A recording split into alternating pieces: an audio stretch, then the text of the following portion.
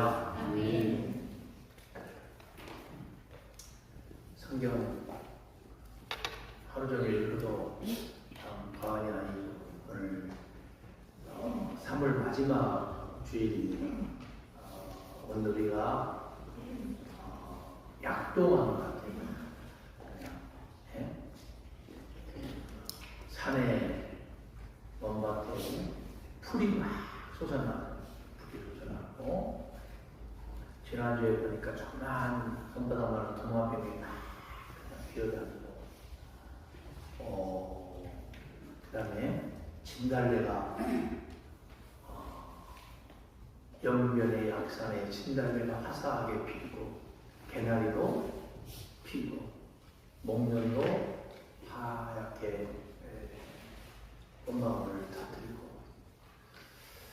여러 가지 우리 주변의 가정이나 나라와 민족과 우리 교회와 선교지에 주님의 원대한 비전을 가진 백성들이 힘있게 살아가는 모습을 보면서 저는 여러 가지 생각을 좀 해봅니다. 오늘 뜻깊은 주일을 맞이해서 하나님의 풍성하신 은혜와 축복이 여러분의 심령과 가정 위에 날마다 차고 넘치기를 간절히 축원합니다. 좀 전에 읽은 말씀 가운데서 16, 17, 18절을 다시 한번 큰 소리로 읽어보겠습니다. 항상 기뻐하라, 쉬지 말고 기도하라, 범사에 감사하라, 이것이 그리스도 안에서 너희를 위하신 하나님의 뜻이니라. 아멘. 우리가 예배당 계단을 올라오면서도 항상 기뻐하자 이런 문구를 써놨는데, 기쁨이라는 것은 굉장히 우리가 좀 생각을 좀 해봐야 될 것 같아요. 그래서 중국말 중에 이런 말이 있어요. 워한 가오싱, 이런 말이 있어요. 워한 가오싱. 만나서 반갑습니다. 기쁩니다. 뭐 이런 뜻이 있어요. 바울이 데살로니가 교인들을 향하여 마지막 때에 여러 가지 권면을 하고 있습니다. 그리고 믿는 사람들이 해야 될 세 가지에 대해서 권면하고 있습니다. 신자들의 의무, 우리를 향하신 아버지의 뜻이 어디에 있느냐. 먼저는 항상 뭐라는 거예요? 기뻐하라. 항상 기뻐하라. 믿는 사람이 할 일이 여러 가지가 있겠지만 첫 번째는 항상 기뻐하는 겁니다. 여러분, 이 말씀을 한 바울이 지금 어떤 처지에 놓여 있습니까? 훌륭한 저택에서 냉난방이 틀어놓고 그렇게 맛있는 음식 먹어가면서 푹신한 소파에 앉아 이 편지를 쓴 게 아니잖아요. 그와는 정반대로 부자유스러운 몸에 여러 가지 고난을 겪어야 할 감옥 속에서 예수의 복음을 전하다가 유배 생활하고 있는 그런 깜방에서 이 편지를 쓰고 있어요. 빌보 4장 4절에도 주 안에서 항상 뭐 해라고 했어요? 기뻐해라. 내가 다시 말하노니 기뻐해라. 사실 항상 기뻐하라는 말씀은 그리스도인의 의무인 줄 믿습니다. 기뻐하라 명령하신 주님께서는 성령을 통해서 성령의 열매의 일부를 허락하여 주셨습니다. 믿는 사람은 성령을 받은 사람인데 성령 받은 사람은 기쁨의 열매를 맺어야 됩니다. 그러면 기쁨은 믿는 사람의 특징이기도 합니다. 그래서 우리가 좀 얼굴을 좀 환하게 할 필요가 있어요. 한번 따라서 하겠습니다. 크게 한번 해보세요. 괜찮아요. 뭐 바보처럼 보여도 우리가 좀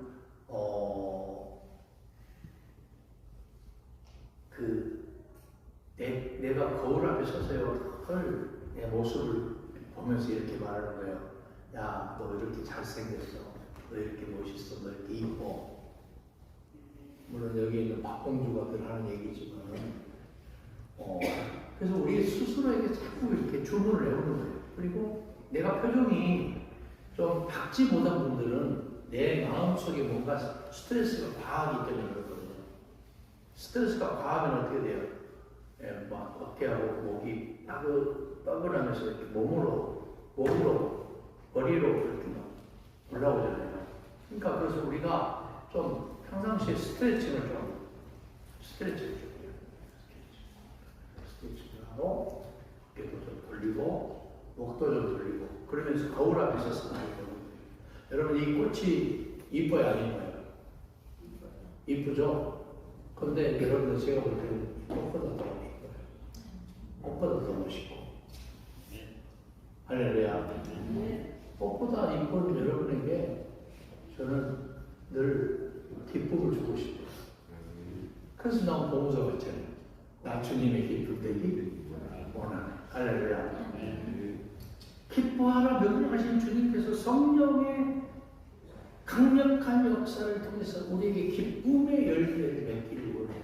그래서 우리가 내 모습이 나이가 좀 먹어가면서 좀 어때요? 내 모습이 주름살도 생기고 흰물도 생기고 좀 뜯어 고치고 싶은 그런 생각이 많지만 근데 그 모습 그대로 주님은 나 주님의 기쁨 되기 원한다. 사도행전 2장에 보니까 초대교회 성도들이 성령이 충만하게 될 때 날마다 마음을 같이하여 예배당에 모이기를 힘써싸고 있어요. 그리고 집에서 떡을 떼며 기쁨과 순전한 마음으로 음식을 먹었다고 그랬어요. 여러분 음식을 먹을 때 여기에 좀 불편한 사람이 한 사람이 앉아 있으면 좀 소화가 잘 안 되잖아요, 그렇죠? 근데 음식을 먹으면서 그냥 입안에 있는 음식물이 막 파편이 튈 정도로 웃으면서 먹으면 어때요? 막 에너지가 막 넘치고 그 다음에는 음식 먹고 나서 어디 가고 싶어요? 커피숍 가고 싶잖아요, 카페에. 근데 마음이 불편한 사람이 있으면은 밥 먹다 말고 그냥 쩝쩝거리다가 숟가락 놓고 그냥 커피숍 가자는 소리가 너무 두려워. 그러니까 우리가 좀 마음을 편하게 하면서 내 스스로가 나에게 스트레스를 주는 그런 일은 없는지 스스로를 한번 돌이켜봐야 돼요. 내 성격 때문에 내가 말하는 말 한마디 때문에 상대방이 나를 보면서 뭔가 상처받고 고통당하지 않는지를 고민해 볼 필요가 있다. 그 말입니다. 고린도후서 6장 10절에 보면 그리스도인의 특성을 말하면서 근심하는 자 같으나 항상 기뻐한다고 말했어요. 환난 중에도 즐거워하라고 했어요. 환난 중에도 뭐하라? 즐거워했어요. 어떻게 이렇게 즐거워할 수 있습니까? 그 비결이 무엇이에요?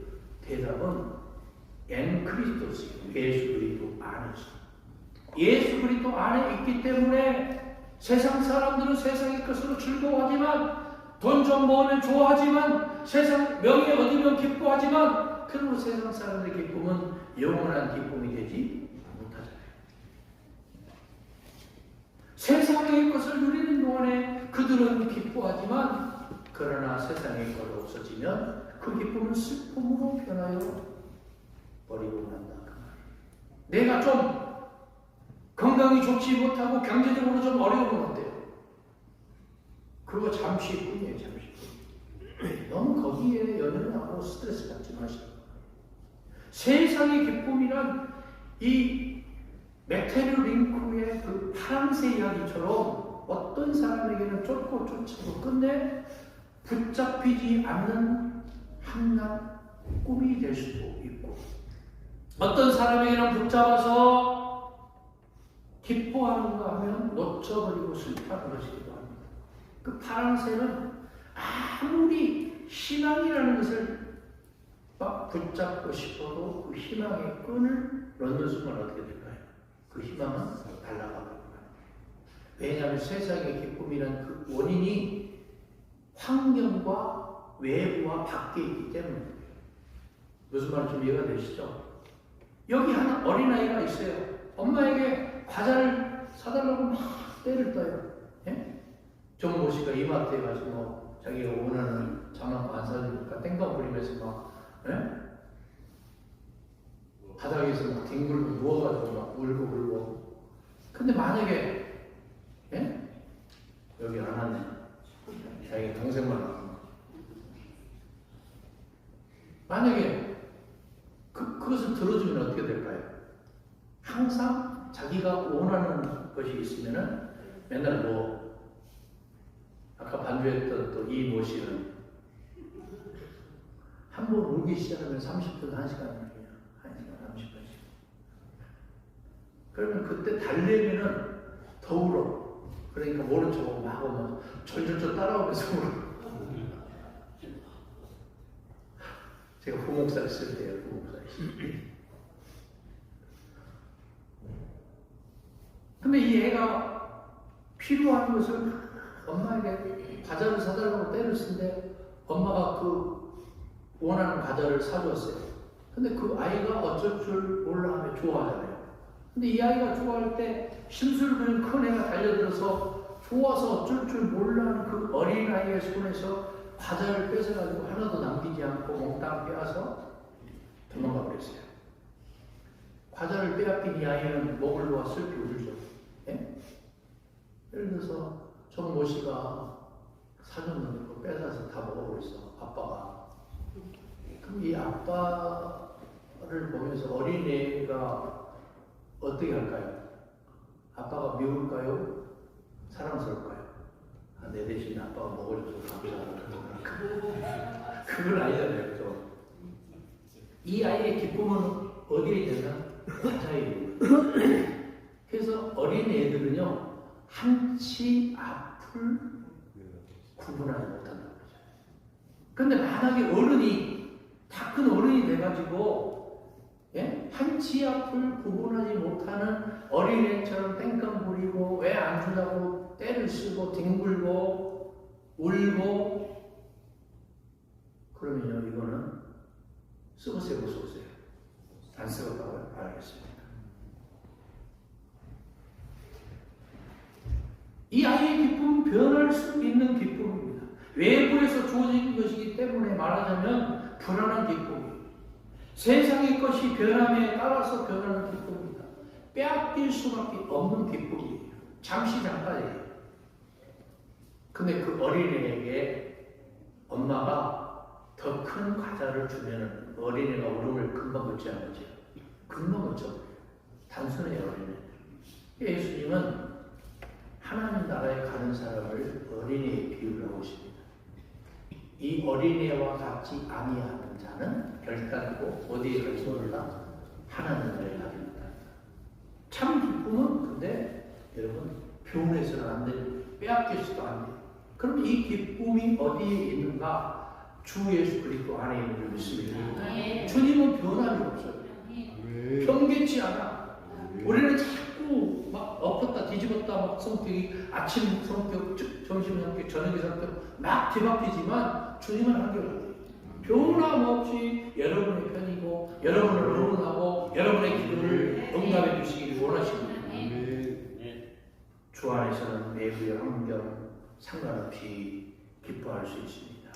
주 안에서의 기쁨은 빼앗기지 않는 기쁨입니다. 세상이 주는 것 같지 않은 기쁨, 주 안에서 누리는 기쁨이야말로 참된 기쁨인 줄 믿습니다. 저는 평상시 잘 웃어요.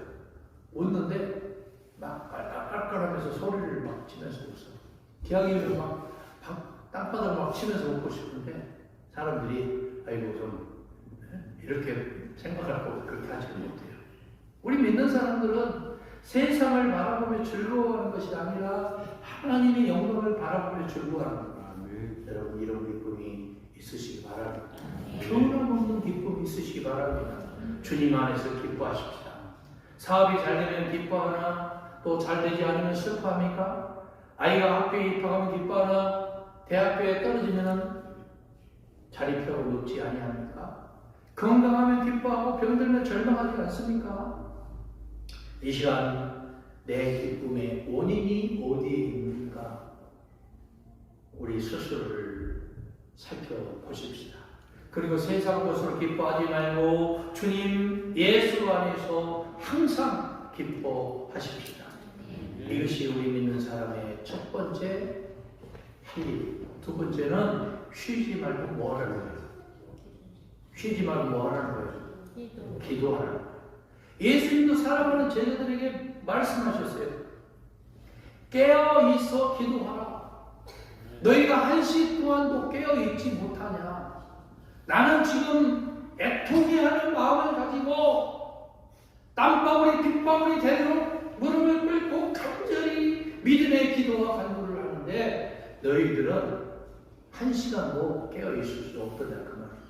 배시 야시 요시 그죠? 베드로 야고보 요한이 에베소 6장 18절에 모든 기도와 간구를 하되 무시로 성령 안에서 기도하고 이를 위해서 깨어 구하기를 항상 힘쓰며 여러 성도를 위하여 구하라 그렇게 말하고 있습니다.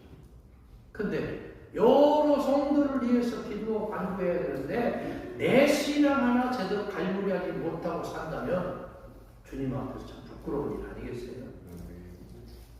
기도하는 것도 주님의 명령입니다. 해도 되고 안 해도 되는 게 아니고 필요 충족권이다 그 말입니다. 하지 않으면 안 될 그리스도인의 의무 중에 하나가 기도하는 거죠. 왜 우리 믿는 사람이 쉬지 않고 기도해야 하느냐? 우리를 유혹하려는 사마귀가 엿보이기 때문에 사마귀, 사단마귀 귀신 능력이 있는 사람일수록 자신감이 있는 사람일수록 쓰러지고 넘어지기 쉽고요. 쉬지 않고 자지 않고 믿는 사람들을 타락시키려고 사마귀는 지금도 우리를 침노하고 오고 있습니다. 이것을 분별력 있게 봐야 돼요. 가정이 막 부부간에 뭐 경제적인 문제 때문에 건강의 문제 또 자녀 문제 이상한 말 한마디 때문에 막 흔들려. 예수 믿는 사람들 가정이 제가 옛날에 전도사일 때가 있어요. 전도사 구리에서 3년 동안 구리 제일교회에서 전도사를 했었거든요. 제가 근데 택시 기사 집에 부부가 셋인데 와서 제가 신방을 가서 기도를 했는데 그때부터 난리가 난 거예요. 그 집안이 조상 대대로 불교를 신앙하고 있는 종교인들이었는데 난리가 났어요. 택시 기사 갑자기 막 다리가 부러져서 택시 운전을 못하게 되고 부부간에 싸움판이 벌어지고 시부모 난리가 나고 쑥대밭이 되어버리고 여러분 평생을 절에 다니던 사람이 어느 날 갑자기 교회에 왔으니 어때요? 전쟁이 영적인 전쟁이 벌어질까요? 안 벌어질까요? 여러분 영적인 전쟁이 벌어지는 게 당연한 거예요. 근데 그 과정을 이겨내지 못하면 바로 다시 이 우상숭배의 늪에 빠지게 되는 거예요. 그래서 우리는 지금 가정이 흔들린다. 그러면 이거는 마귀의 역사가 강하지만 성령님의 인도함을 따라야 되겠구나라고 스스로가 뭐를 해야 돼요? 캐치를 해야 돼요. 분별력이 있게. 갑자기 막 부부간에 막 같이 살고 싶지 않고 믿고 막 그래. 갑자기 돈이라는 것이 이건 핑계예요. 핑계. 구실입니다. 핑계고 구실이다 그 말이에요. 돈이라는 건. 언제쯤부터 거슬러 오느냐? 결혼한 초창기부터 저 사람이 연애할 때는 정말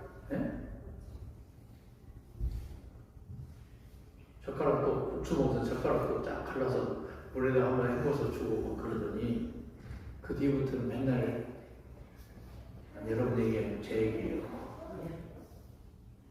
맨날 미운 거 하는 집마다 미워. 하는 집마다 미워. 연애할 때는 군대 가서 막 365일 한 번도 편지를 걸은 적이 없더니 어떤 날은 2통씩 와. 쉬는 날. 결혼하면서부터 점점 변한 것 같아요.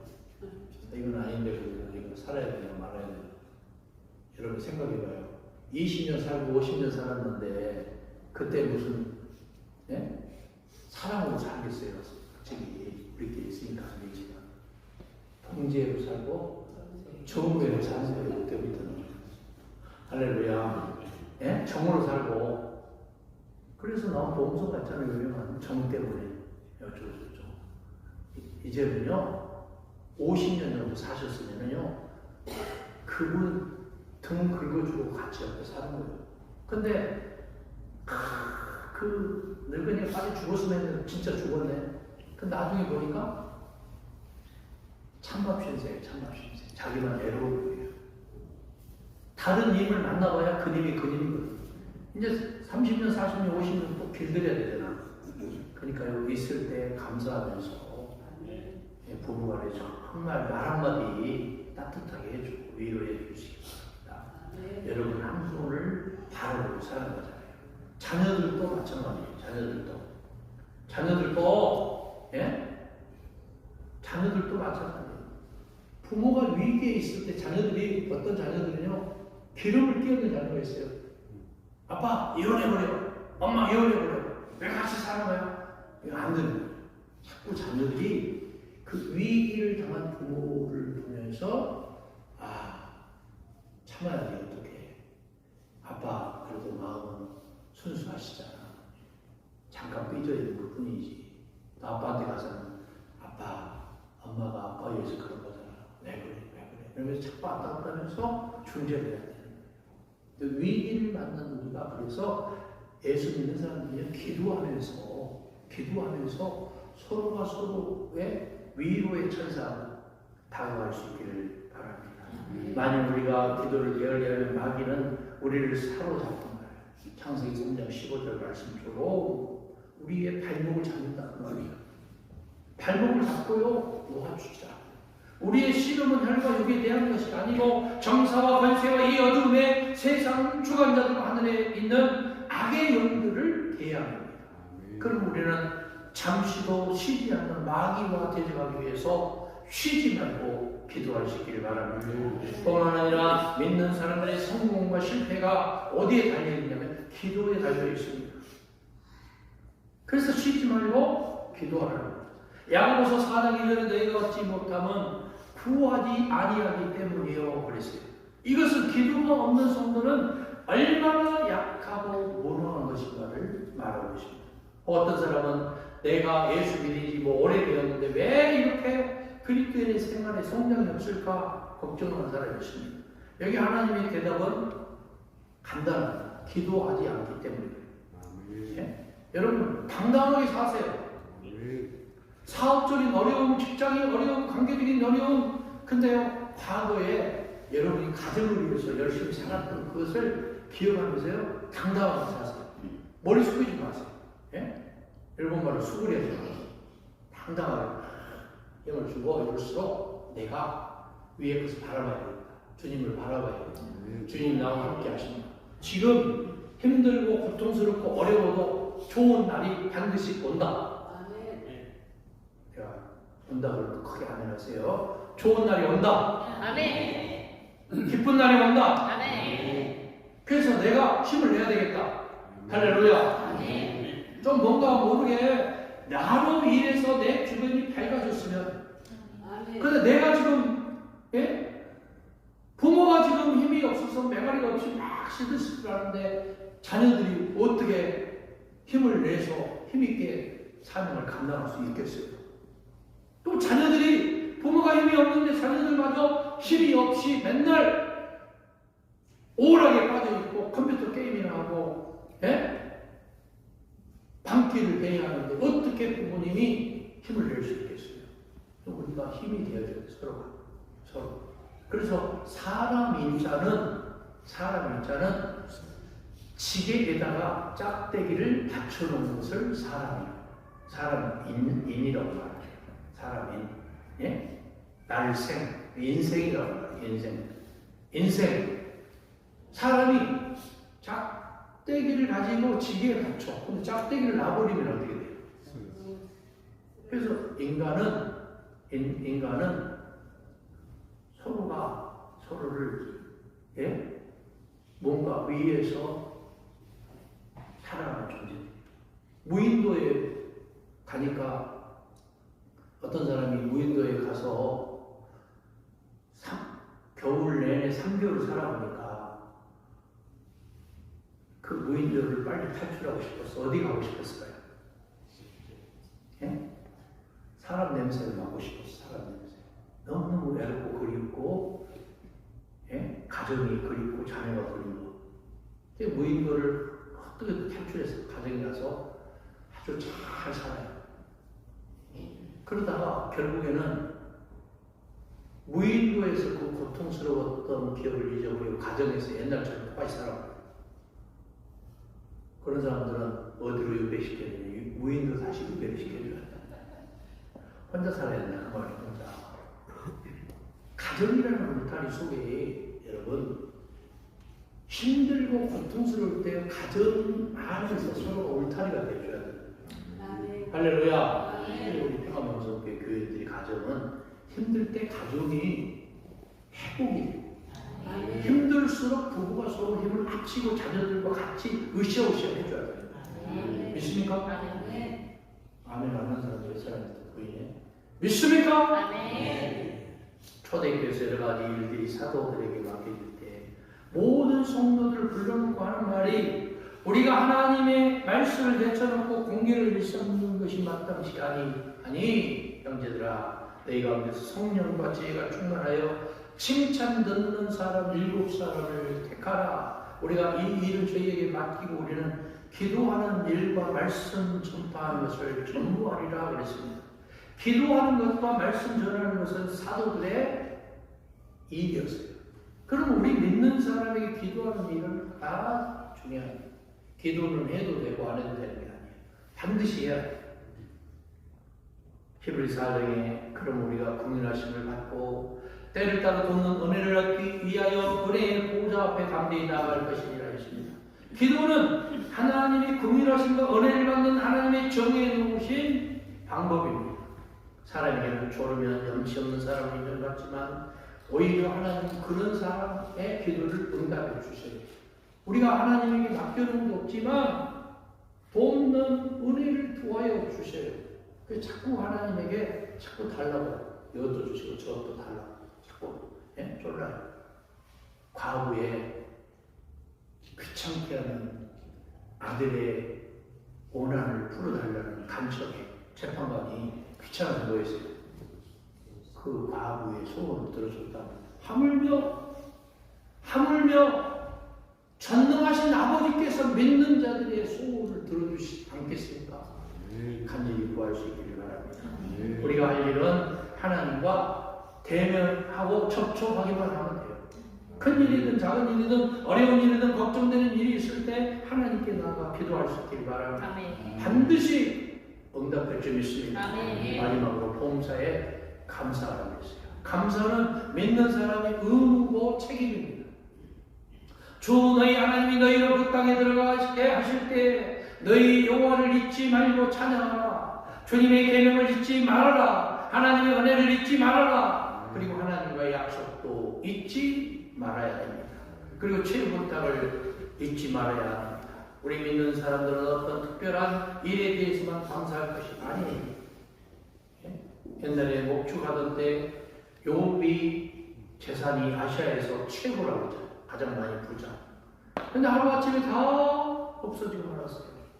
양과 종들과 재산과 자녀들 10남매가 하루아침에 폭삭 집이 무너져서 죽고 말았습니다.